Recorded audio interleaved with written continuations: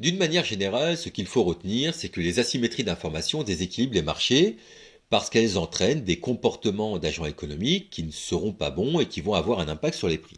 On l'a vu sur les voitures d'occasion, on l'a vu sur le prix des assurances, et vous le verrez sur le prix des actifs financiers, peut-être en terminale, avec des conséquences parfois en termes de crise financière.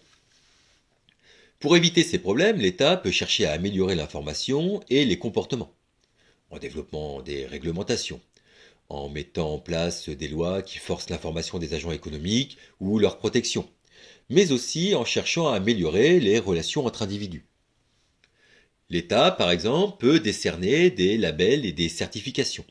Dans ce cas, les agents économiques, ici les offreurs, doivent respecter un cahier des charges, c'est-à-dire un ensemble de règles à suivre, qui, si elles ne sont pas suivies, peuvent amener à des sanctions sous forme d'interdiction de vente sous le label, voire d'interdiction d'exercer.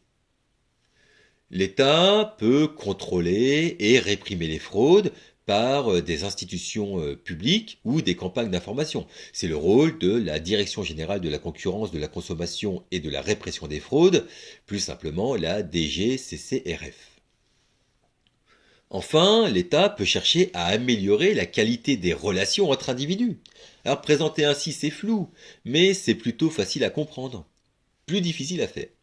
Il y a par exemple des pays dans lesquels la délinquance est faible, et pas nécessairement parce que le système est plus répressif, mais bien parce qu'il y a une sorte de climat de respect qui amène la confiance. Il faut envisager des réorganisations de la société avec l'instauration de nouvelles normes, avec le développement de nouvelles pratiques. Vous verrez peut-être cela aussi en terminale lors de l'étude de ce qu'on appelle le capital social et institutionnel. Mais surtout, ce qu'il faut retenir, c'est que, au final, l'État doit encadrer les marchés avec les bonnes institutions pour les conduire vers des situations optimales.